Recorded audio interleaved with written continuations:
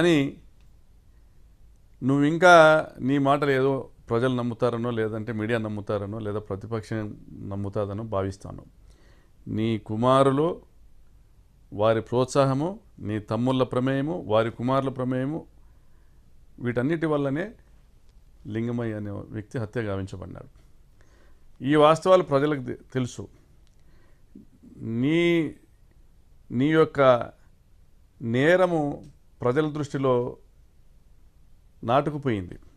మీ కుటుంబపు నేర ప్రవృత్తి గురించి రాష్ట్రమంతా తెలుసు. నీ భర్త 100 కూనీలు చేయించినాడనేది రాష్ట్రమంతా తెలుసు. నువ్వు రాజకీయాల్లోకి వచ్చినాక, నీ భర్త చనిపోయినాక నువ్వు రాజకీయాల్లోకి వచ్చినాక ఈ రోజుతో నువ్వు కూడా దాదాపుగా ఒక 10 మందిని చంపించిన దాంట్లో నేరుగానో లేదా ఇండైరెక్ట్గానో డైరెక్ట్గానో నీ పాత్ర కూడా ఉన్నట్లుగా జిల్లా ప్రజలకు స్పష్టమవుతుంది. ఆ హత్యల గురించి మళ్ళీ నేను చెప్పాల్సిన అవసరం లేదు, జిల్లా ప్రజలందరికీ తెలుసు. మరి ఈరోజు నువ్వు మాట్లాడుతూ ఉన్నావు, ప్రెస్ మీట్ పెట్టి మాట్లాడుతూ ఉన్నావు. 100 హత్యలు చేసినటువంటి పరిటాల రవి ఏ విధంగా ఆ హత్య కేసుల నుంచి తప్పించుకోగలిగాడో దాని వెనక ఉన్న మతలబ్ ఏంటి? మరి పరిటాల రవిని చంపించింది జగన్మోహన్ రెడ్డి అని నువ్వు మాట్లాడుతున్నావు. ఆ రోజు రాజశేఖర రెడ్డి గారు ముఖ్యమంత్రిగా ఉండగా సొంత కుమారుడి మీద సిబిఐ ఎంక్వైరీ వేయించారు. సిబిఐ వారు నిర్ధారించిన తర్వాత, జగన్మోహన్ రెడ్డి గారి ప్రమేయం లేదనేసి నిర్ధారించిన తర్వాత ఆ కేసు విచారణ జరిగింది, దోషులకు శిక్ష పడింది.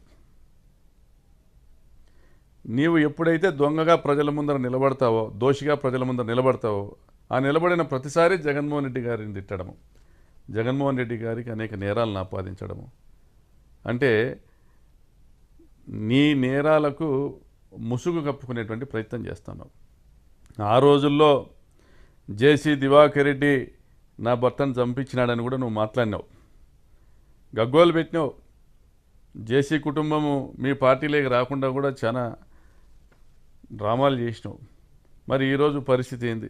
జేసీ ప్రభాకర్ రెడ్డి నీ కొడుకు ఏడో చూసినా కనపడితే కరుచుకుంటున్నారు. మరి ప్రజలు పిచ్చోళ్ళ? మరి మీ పార్టీ కార్యకర్తలు పిచ్చోళ్ళ? మరి చమన్ సాబ్ మీ ఆయనకు నమ్మకస్తుడు, ఆయన హత్యలోనూ ఆయన డ్రైవర్ హత్యలో కూడా మీ కుటుంబం పాత్ర గురించి ప్రజలు చర్చించుకున్నారు. ఈరోజు కూడా అందరూ అదే నమ్ముతూ ఉన్నారు, మీరే చంపించినారనేసి. మరి మీ రాజకీయ చరిత్రలో ప్రజల తలకాయల మీద అవినీతి సామ్రాజ్యాన్ని ఏర్పాటు చేసుకొని 100 కోట్లు 1000 కోట్లు సంపాదించుకోవడం తప్ప మీరు చేసినటువంటి ఒక గొప్ప కార్యక్రమం ఏదైనా ఉందా మీరు చెప్పుకోవడానికి? ఏదీ లేదు. కాబట్టి 2009లో నేను మొదటిసారి పోటీ చేసినప్పుడు 1707 ఓట్లతో గెలిచావు నా మీద. 2014లో 7700 ఓట్లతో గెలిచావు. అది కూడా మా కాంగ్రెస్ పార్టీలో జిల్లా స్థాయి నాయకులు ఒక 2-3 నీకు గట్టిగా సాయం చేస్తే నువ్వు బయటపడినావు. మరి 2019కి వచ్చేటప్పటికి 2014-19 మధ్య మీరు చేసిన దుర్మార్గాలు, దోపిడీలు, హత్యలు, దాడులు ఇవన్నీ కూడా ప్రజల్లో మీరు పలచనైపోయేటువంటి పరిస్థితి తీసుకొని వస్తే, ఆ రోజు జగన్మోహన్ రెడ్డి గారి ప్రభంజనం వీస్తూ ఉంటే ఆ గాలిలో ఓడిపోతానని తెలుసుకొని ఒక బకరా కావాల్సి వచ్చి నీ కొడుకును పోటీ చేయించినావు నా మీద. నేను ఆ రోజు 26,000తో గెలిచాను. మళ్ళీ 2024కు వచ్చేటప్పటికి తెలుగుదేశం పార్టీ వైపు గాలి వీస్తుంది. వైఎస్ఆర్ కాంగ్రెస్ పార్టీకి ప్రభుత్వం పైన కొంత వ్యతిరేకత వచ్చిందని గమనించుకొని మళ్ళీ నువ్వు తెర మీదకి వచ్చావు. నీ కొడుకు అయితే ఓడిపోతాడని నువ్వే ప్రచారం చేయించావు, నీ అన్నదమ్ములు ప్రచారం చేశారు, నీ బంధువులు ప్రచారం చేశారు, నీ మీడియాతో రాపించావు, నీ సోషల్ మీడియాతో రాయించావు. కొడుకును ధర్మవరం పంపించి నువ్వు పోటీ చేసి గెలిచినావు. మరి నిజంగా మీరు దేశోద్ధారకులయ్యి దేశ సేవ చేసింటే మీకు ఓటమి అనేది ఉండకూడదు. మరి మీ ఆయన అంత గొప్ప జాతీయ నాయకుడు ఏంటి, నీ కొడుకు ఓటమి రాకూడదు. మీ కుటుంబం యొక్క డొల్ల చరిత్ర జిల్లా అంతా తెలుసు, ఈ రాష్ట్రానికి అంతా కూడా తెలుసు. మీ వల్ల అనంతపురం జిల్లాకు ఫ్యాక్షన్ మరకలు అంటడము వాస్తవం కాదా సునీతమ్మ? మీ వల్ల తెలుగుదేశం పార్టీకి చెడ్డ పేరు రావడం వాస్తవం కాదా? నీ భర్త కాదా వైటీ ప్రభాకర్ రెడ్డి మడకశిర మాజీ ఎమ్మెల్యే గారి ఇంటి మీద బాంబు దాడి చేయించింది? నీ భర్త కాదా గాదిలింగప్పని చంపించింది? నీ భర్త కాదా స్వర్గీయ మాజీ మంత్రి జీనాగిరెడ్డి గారి ఆఫీసు మీద బాంబు దాడి చేయించింది? తెలుగుదేశం పార్టీలో మీ దాడుల వల్ల నష్టపోయిన వాళ్ళు ఎక్కడున్నారు ఈరోజు? నీ భర్తకు టికెట్ ఇప్పించిన సిసి వెంకటరాముడు, సరిపూడి సూర్యనారాయణని అంచివేసింది మీ భర్త కాదా?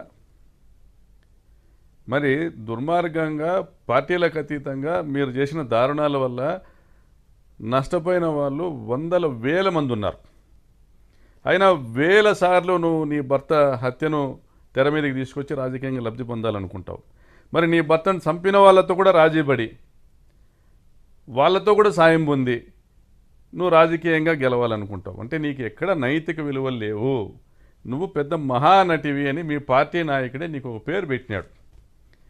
నువ్వు ఎలా కావాలంటే అలాగా ఒక ఊసర విలుల రంగులు మార్చి చంద్రబాబు గారు అధికారంలోకి వస్తే నా భర్తను చంపినారని పోతావు, మంత్రి పదవి కావాలంటావు, నా కొడుకులను చూడండి అంటావు. నువ్వు రాజకీయంగా లబ్ధి పొందేదానికి, ఆర్థికంగా లబ్ధి పొందేదానికి నీ భర్తను ఉపయోగించుకుంటావు. కాంగ్రెస్ ప్రభుత్వమో వైఎస్ఆర్సీపీ ప్రభుత్వమో ఉంటే చంద్రబాబు నాయుడు మాకు అన్యాయం చేసినాడని చెప్పి అది నమ్మేటువంటి ఒకరిద్దరు పెద్దల దగ్గర పోయి గోడ చెప్పుకుంటావు, అన్ని విధాల లబ్ధి పొందుతావు. ఆ రోజు కిరణ్ కుమార్ రెడ్డి ప్రభుత్వంలోనూ అన్ని విధాల లబ్ధి పొందినావు. మొన్నటి వరకు మా ప్రభుత్వంలో కూడా మీ ఇంటి చుట్టూ వేల కోట్ల గ్రానైట్ తవ్వకాలు జరిగితే దాని మీద ఎంక్వైరీలు వేస్తే కూడా మీ మీద చర్యలు లేవు. నీ క్రషర్లు 5 సంవత్సరాలు మేము అధికారంలో ఉన్న 5 సంవత్సరాల పాటు నడుపుకున్నావు, వ్యాపారం చేసినావు, కర్ణాటక కంకర్ దోలి అమ్ముకున్నావు, గ్రానైట్ క్వారీలు కొత్త లీజులు తెచ్చుకున్నావు నీ బినామీ కంపెనీలకి. అనంతపురంలో 100 కోట్ల రూపాయల మల్టీప్లెక్స్ కాంప్లెక్స్ కట్టినావు. కియా ఫ్యాక్టరీ దగ్గర అప్పటికే నీకు ఉన్న 100-150 ఎకరాల భూములకు తోడు మళ్ళీ భూములు కొన్నావు. మరి నీ భూములకు ఏపీఐసి నిధులతో రోడ్లు వేయించుకున్నావు. మరి ఏ ప్రభుత్వం ఉన్నా మరి నీ ఆర్థిక వనరులను కాపాడుకుంటావు, ఏ ప్రభుత్వం ఉన్నా నీ పని జరిగేలా చేసుకుంటావు. నువ్వు ఇంత గొప్ప మహానటివి కాబట్టే నీ భర్తను చంపినారని నువ్వు ప్రచారం చేసిన జేసీ కుటుంబాన్ని కూడా ఆలింగనం చేసుకునేటువంటి పరిస్థితి నీకుంది కాబట్టే నువ్వు ఏం చెప్పినా ప్రజలు నమ్ముతారనే ఒక నమ్మకం నీకు వచ్చి నువ్వు 14-19 మధ్యలో అబద్ధాలు చెప్పినావు. 19-24 మధ్యలో కూడా మా మీద దుమ్మెత్తి పోసినావు. దుర్మార్గంగా దారుణమైనటువంటి అబద్ధాలన్నీ కూడా మా మీద. మేము పేదలకు సాయం చేస్తా, ఈ ప్రాంతంలో గతంలో పరిటాల రవి హయాంలో ప్రజాస్వామ్యము కూనీ చేయబడింది, ప్రజాస్వామ్యాన్ని చెరబట్టినారు మీరు. మీ వల్ల వేల మంది ఊర్లు వదిలినారు, మీ వల్ల వందల మంది కనుమరుగైనారు. మిమ్మల్ని కట్టడి చేసి ఈ ప్రాంతంలో ప్రజాస్వామ్యాన్ని నిలబెట్టాలని మేము రాజకీయాల్లోకి వచ్చినాం. ఏ ఫ్యాక్షన్ కుటుంబం దగ్గరికి వెళ్ళకండి, మీ బతుకులు మీరు బతకండి అని దాదాపుగా 2-3 వేల కుటుంబాలకు మేము ఉచితంగా బోర్లు వేయడమా, గొర్రెలు పంపిణీ చేయడమా, వివిధ రకాలుగా సాయం చేశాం. అది నచ్చే జగన్మోహన్ రెడ్డి గారు కానీ రాజశేఖర రెడ్డి గారు కానీ మమ్మల్ని ఆదరించినారు. ఈరోజు నువ్వు మాట్లాడుతూ ఉన్నావు తోపుదుర్తి సోదరులు నేను అనుకుంటే తిరగలేనని. తోపుదుర్తి సోదరులు ప్రతి గ్రామంలోనూ తిరుగుతారు. ఎందుకంటే ప్రతి గ్రామంలో కూడా తోపుదుర్తి సోదరుల వల్ల సాయం పొందిన వాళ్ళు ఉన్నారు. ప్రతి గ్రామంలో కూడా తోపుదుర్తి సోదరులు మేము ఇది చేసినామని చెప్పుకోవడానికి ఉన్నాయి. మళ్ళీ మొన్న జరిగినటువంటి హత్య విషయంలో కూడా, లింగమయ్య హత్య విషయంలో కూడా మేము వైఎస్ఆర్ కాంగ్రెస్ పార్టీ నాయకులు రెచ్చగొట్టినారు, అందుకే మా తమ్ముళ్ళు చేసినారని నువ్వు చెప్పుకుంటా ఉన్నావు. మీ తమ్ముళ్ళు హత్య చేసిందని నువ్వే చెప్పుకుంటా ఉన్నావు. మేమే మా తమ్ముళ్ళు హత్య చేసినా మేము వాళ్ళని కోర్టుకు హాజరు పెట్టామని నువ్వు చెప్పుకుంటున్నావు.